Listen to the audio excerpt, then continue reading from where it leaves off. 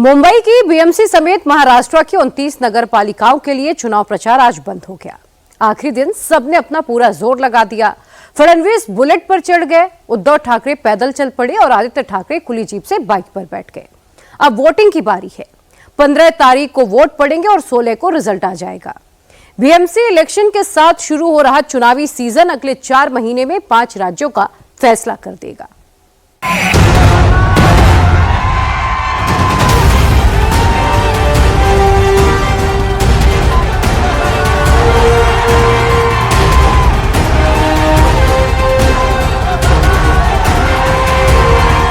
छब्बीस के चुनाव का पहला रुझान आ गया है। मुंबई में हो रहे बीएमसी इलेक्शन का पहला रुझान ये रहा आपकी टीवी स्क्रीन पर। 40-40-20 यानी 40% मराठी, 40% गैर मराठी और 20% मुसलमान। मोटे तौर पर यह है बीएमसी का जातीय और धार्मिक समीकरण। एक तरफ ठाकरे ब्रदर्स यानी उद्धव ठाकरे और राज ठाकरे, दूसरी तरफ मुख्यमंत्री देवेंद्र फडणवीस और उप मुख्यमंत्री एकनाथ शिंदे। कौन जीतेगा महाराष्ट्र? इससे भी ज्यादा अहम सवाल यह है कि कौन जीतेगा मुंबई।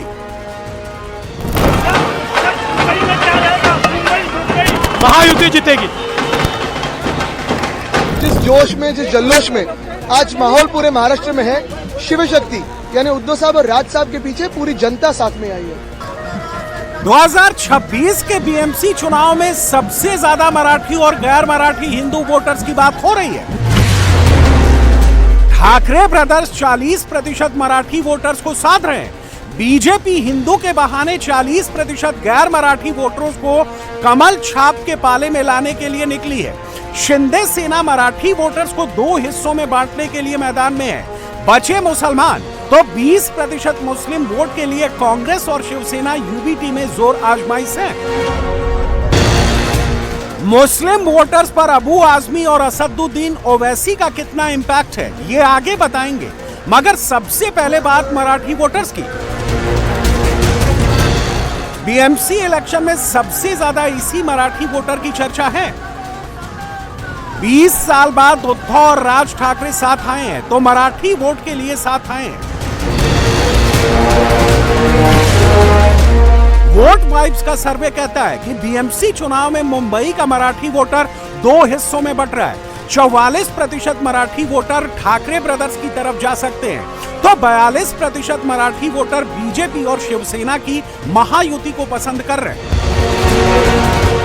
लोकसभा की 6 सीटें, महाराष्ट्र विधानसभा की 36 सीटें और बीएमसी के 227 वार्ड में फैले बृहन मुंबई महानगर पालिका का चुनाव ठाकरे लीगेसी के लिए फाइनल फ्रंटियर है। ठाकरे ब्रदर्स अगर जीत गए तो वो कहेंगे कि टाइगर अभी जिंदा है। ठाकरे ब्रदर्स अगर हार गए तो ठाकरे लीगेसी पर उनका दावा हमेशा हमेशा के लिए खत्म हो जाएगा। बीजेपी पहले से इस काम में लगी हुई है। अरे मराठी माणसाच्या अस्तित्वाची लढाई नाहीये, तुमचं अस्तित्व पणाला लागलेला आहे आणि म्हणून पुन्हा एकदा सांगतो, तुम्ही म्हणजे मराठी नाही, तुम्हीच म्हणजे महाराष्ट्र नाही, तुम्ही म्हणजे मुंबई नाही, मुंबई म्हणजे ही बसलेली जनता आहे, मराठी म्हणजे ही बसलेली जनता आहे। बाल ठाकरे के लेगेसी पर दावा मजबूत करने का पहला फ्रंट है 40% मराठी वोटर। इसी मराठी वोटर के लिए ठाकरे ब्रदर्स आक्रामक हो रहे हैं। राज ठाकरे अब तक उत्तर भारतीयों को गाली दे रहे थे, अब वो दक्षिण भारत के लोगों को भी गाली दे रहे हैं। काल परवाकडे कोणतरी एक तामिळनाडू बंद रसमलाई आली होती, तो सांगतो मुंबईचा आणि म्हणजे महाराष्ट्राचा संबंध, तुझा काय संबंध आहे इथे याचा? यांच्यासाठीच माननीय बाळासाहेब बोलले होते, हटाओ लुंगी आणि बजाओ पुंगी। ठाकरे ने रसमलाई दरअसल तमिलनाडु के बीजेपी नेता अन्नामलाई को कहा, जो बीजेपी के लिए मुंबई में वोट मांगने आए थे।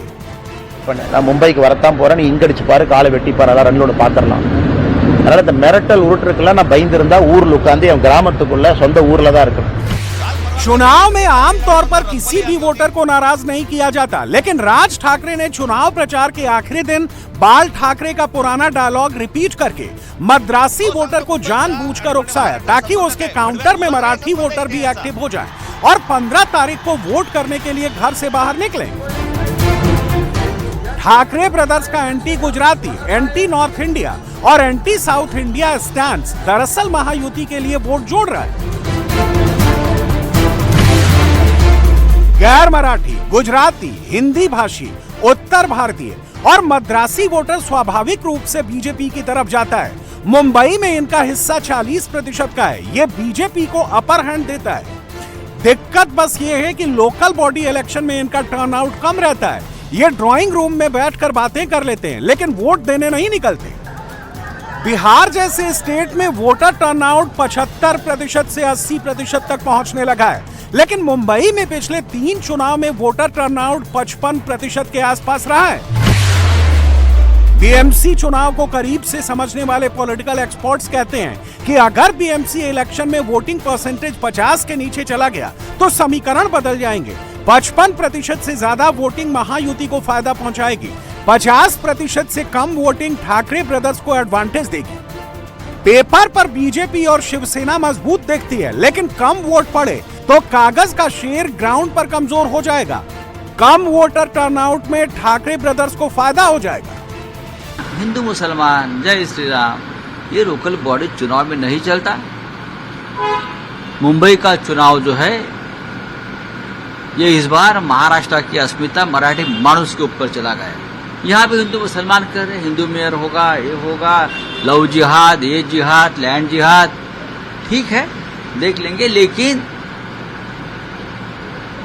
नगर पालिका में, नगर पंचायत में जो हुआ वो इस बार महानगर पालिका में नहीं होगा। बीएमसी इलेक्शन में सबकी ताकत का इम्तिहान है। 2017 के बीएमसी चुनाव में शिवसेना और बीजेपी बिना गठबंधन के लड़ी थी। सभी 227 सीटों पर दोनों दलों ने कैंडिडेट उतारे थे। शिवसेना ने सबसे अधिक 84 वार्ड में जीत हासिल की थी। बीजेपी ने कड़ी टक्कर देते हुए 82 वार्ड में अपने नगर सेवक जितवाए थे।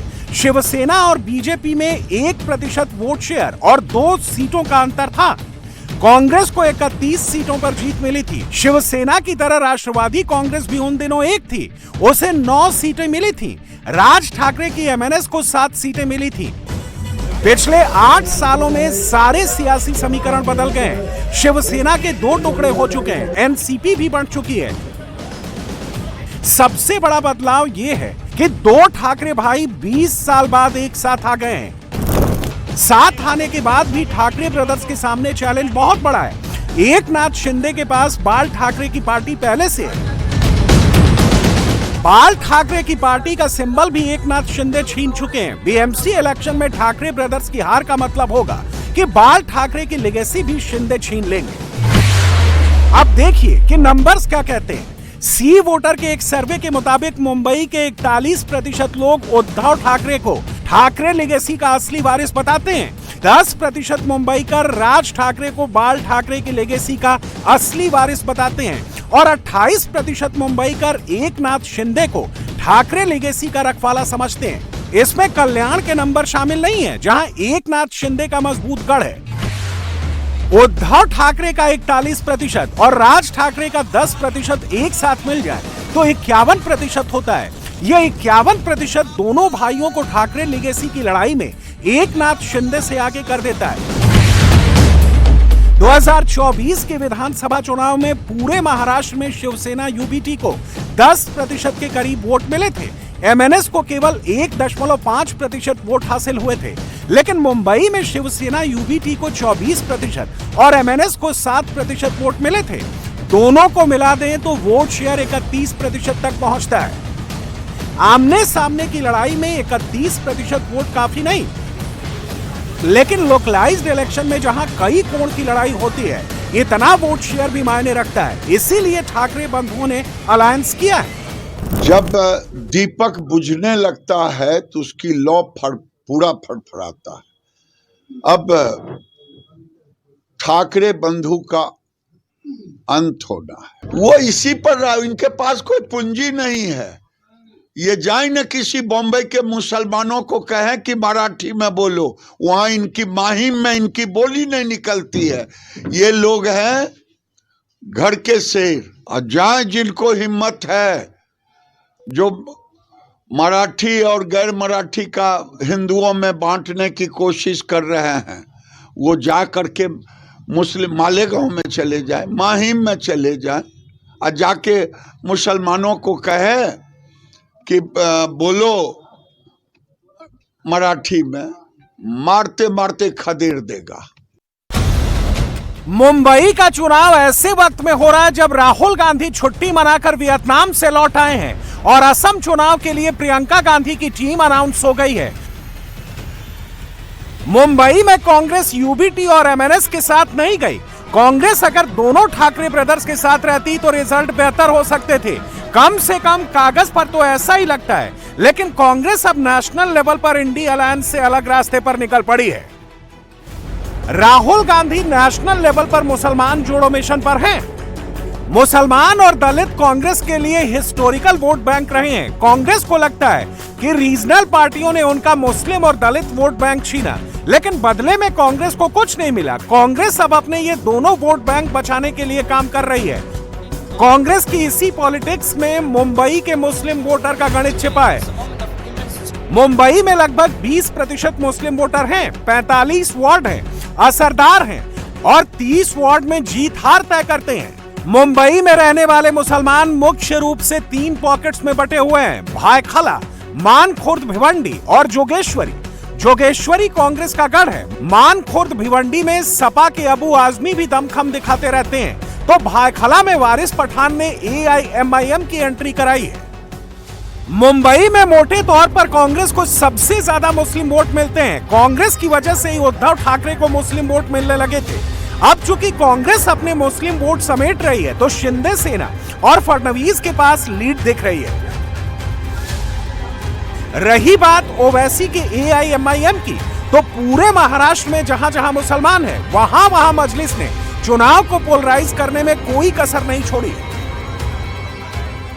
सुन ले मोदी, सुन ले मोदी भक्तों, सुन लो सुनने वालों, ना मैं अपना कलमा छोड़ने तैयार हूं, ना मैं अपनी कुरान छोड़ने तैयार हूं, ना मैं अपनी शरीयत छोड़ने तैयार हूं, ना मैं अपनी मस्जिद छोड़ने तैयार हूं, ना मैं अपना हिजाब छोड़ने तैयार हूं, ना मैं अपनी बस्ती छोड़ने तैयार हूं, ना ही मैं अपने मुल्क हिंदुस्तान को छोड़ने तैयार हूं।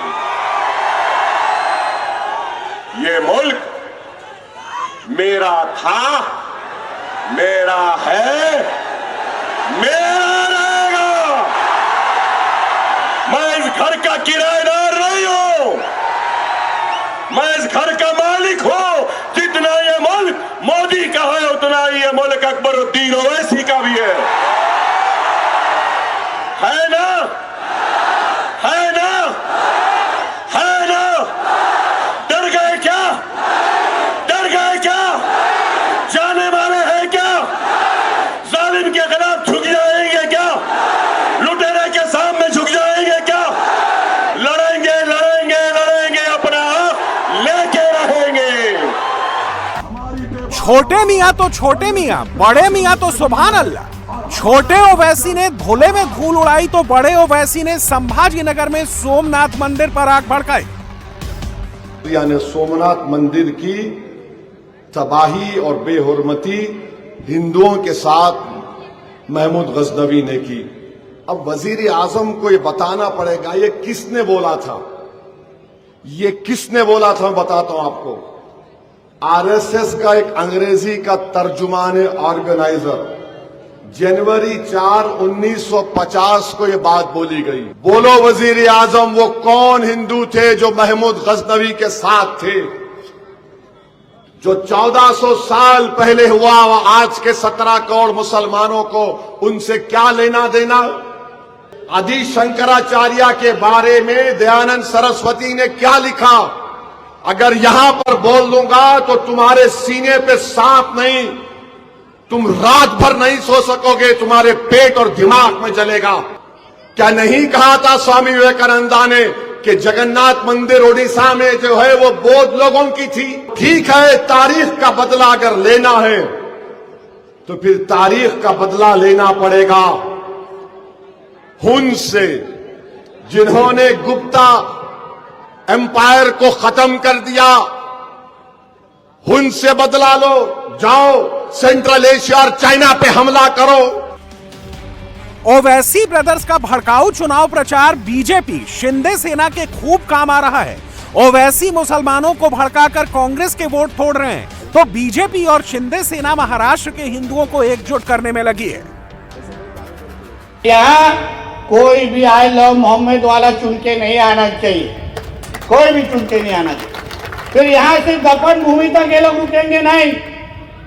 यहाँ पे लैंड जिहाद के नाम पे, लव जिहाद के नाम पे यहाँ का हिंदू समाज को यहाँ से खत्म कैसे करना है, इस तरीके का षड्यंत्र इन लोग का शुरू हो जाएगा।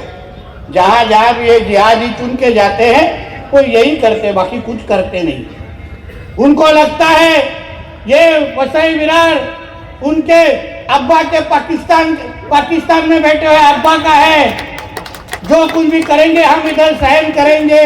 उनको मालूम नहीं ये देवा भाऊ का महाराष्ट्र है, यहाँ कुछ भी चलेगा नहीं।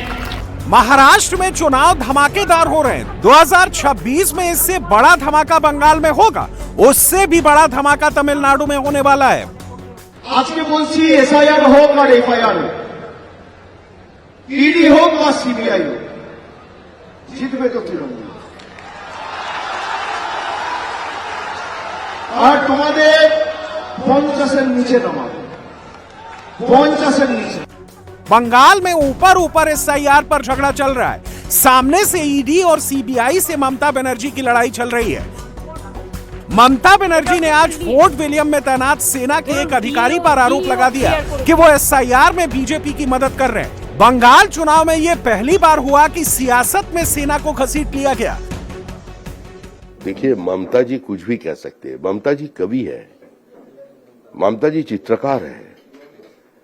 ममता जी खड़गपुर में पूरा साइक्लोन का जो गति है, उसका जो अभिमुख है वही बदल दिया था। तो ममता जी कुछ भी कर सकती है और कुछ भी बोल सकती है।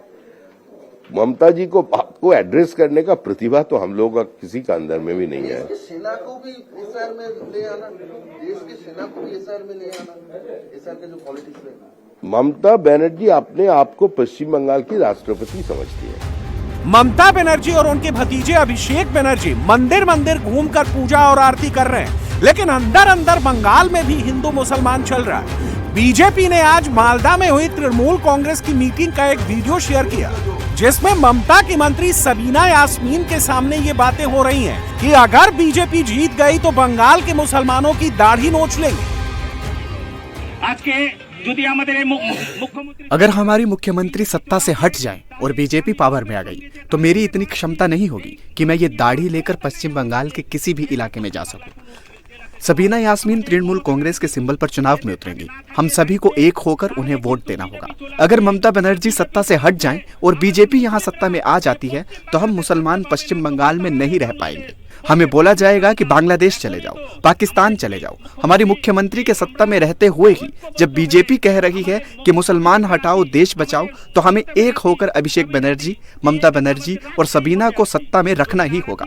अगर हम उनको सत्ता में नहीं रख पाएंगे तो मुसलमान की हालत खराब हो जाएगी। मेरा ये कहना अनुचित था, फिर भी मैंने ये बात कही। अगर हम वोट नहीं देंगे तो मुसलमान का सर्वनाश हो जाएगा। जरा सोच कर देखिए, बंगाल का चुनाव किस लेवल पर लड़ा जा रहा है। बंगाल का मुसलमान अब कांग्रेस के साथ नहीं है। बंगाल का मुसलमान कई साल पहले कांग्रेस को छोड़ चुका है। बंगाल का मुसलमान वोट पूरी तरह से दीदी के कब्जे में है। ममता की पार्टी की मीटिंगों में मुस्लिम वोट का घोटाला हो रहा है। बंगाल से आपको लेकर चलते हैं तमिलनाडु, जहां अलग तरह की बिसात बिछी है। तमिलनाडु उन राज्यों में शामिल है जहां बीजेपी अभी सत्ता की रेस की फ्रंट लाइन में नहीं आई है। नरेंद्र मोदी की पार्टी यहां एआईएडीएमके की जूनियर पार्टनर है। हालांकि अब यह दावा किया जा रहा है कि तमिलनाडु में एनडीए गठबंधन सत्ता में आया तो कोई बड़ा भाई, कोई छोटा भाई नहीं रहेगा। दीपम का मुद्दा उठाकर बीजेपी तमिलनाडु के हिंदू वोट में अपनी पैठ बढ़ा रही है। लेकिन इसी बीच तमिलनाडु की सियासत में एक नए सितारे की वाइल्ड कार्ड एंट्री हो गई है। तमिल सिनेमा के स्टार विजय थलपति टीवी के पार्टी बनाकर मैदान में हैं। ये वही विजय हैं जिनकी रैली में भगदड़ मची तो 35 से ज्यादा लोगों की मौत हो गई थी।